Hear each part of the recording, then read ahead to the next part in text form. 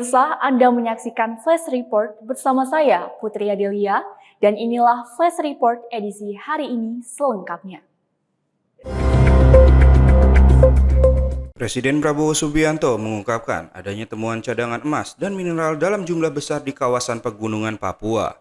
Temuan tersebut merupakan hasil ekspedisi ilmiah yang melibatkan Badan Riset dan Inovasi Nasional atau BRIN, sejumlah perguruan tinggi, serta mendapat dukungan dari Tentara Nasional Indonesia atau TNI. Pernyataan itu disampaikan Presiden saat meresmikan implementasi mandatori biodiesel B50 di Karawang, Jawa Barat. Menurut Prabowo, laporan hasil ekspedisi baru diterimanya beberapa jam sebelum acara berlangsung. Meski belum mengungkapkan lokasi penemuan, estimasi cadangan, maupun jenis mineral lain yang berhasil ditemukan, Presiden menyebut hasil ekspedisi tersebut menjadi kabar baik bagi masa depan ekonomi Indonesia. Pemerintah diperkirakan masih akan melakukan kajian dan verifikasi lebih lanjut terhadap hasil eksplorasi tersebut. Presiden menegaskan, kekayaan sumber daya alam Indonesia harus dikelola secara berkelanjutan untuk memberikan manfaat bagi masyarakat.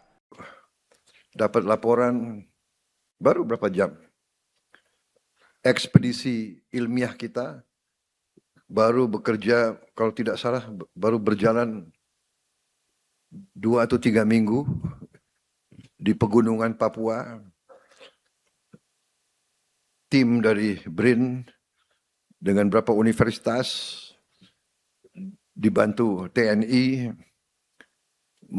menemukan cadangan emas dan cadangan mineral-mineral yang sangat besar. Saudara-saudara,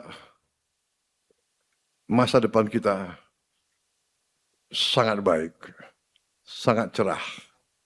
Tinggal kita sekarang merintis terus, meneruskan apa yang sudah dirintis pendahulu kita, menjaga bangsa kita, menjaga republik kita, menjaga kebaikan, mengurangi ketidakbaikan. Selain mengungkap temuan cadangan emas di Papua, Presiden juga menyebut Indonesia baru saja menemukan cadangan gas berukuran besar di kawasan Andaman. Menurutnya, potensi migas di Masela dan Natuna juga menjadi modal penting dalam memperkuat ketahanan energi nasional. Presiden optimis, kekayaan sumber daya alam yang dimiliki Indonesia dapat menjadi pendorong pertumbuhan ekonomi, meningkatkan investasi, serta memperkuat kemandirian energi nasional di masa mendatang. Tim Liputan, Eljon Media, melaporkan.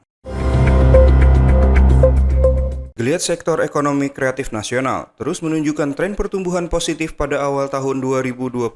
Kondisi ini tercermin dari realisasi investasi pada triwulan pertama yang melonjak drastis menjadi 61,3 triliun rupiah dibandingkan periode yang sama tahun lalu yang sebesar 43,3 triliun rupiah. Capaian ini menjadi katalis positif karena telah mengamankan 47% dari batas atas target investasi tahunan sebesar 146 triliun rupiah. Selain investasi, akselerasi ekonomi juga terlihat pada nilai ekspor aircraft di 3 bulan pertama tahun ini yang menyumbang angka signifikan, yakni 27% dari target sepanjang tahun 2026.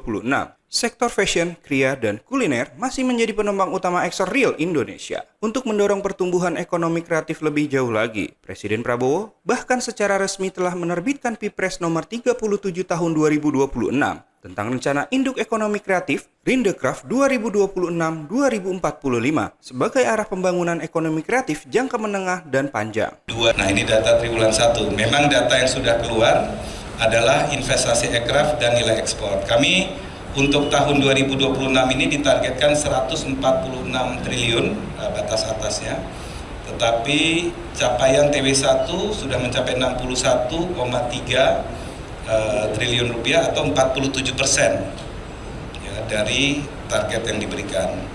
Begitu juga ekspor ditargetkan 27,8 miliar US dollar. Capaiannya ini triwulan 1, triwulan pertama 27%. Adapun angka tenaga kerja sama laju pertumbuhan PDB-nya belum keluar. Begitu.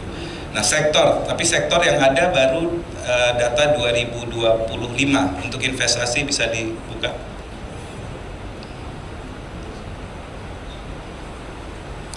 Kalau dulu investasi banyak masuk ke sektor fashion, kuliner, kria.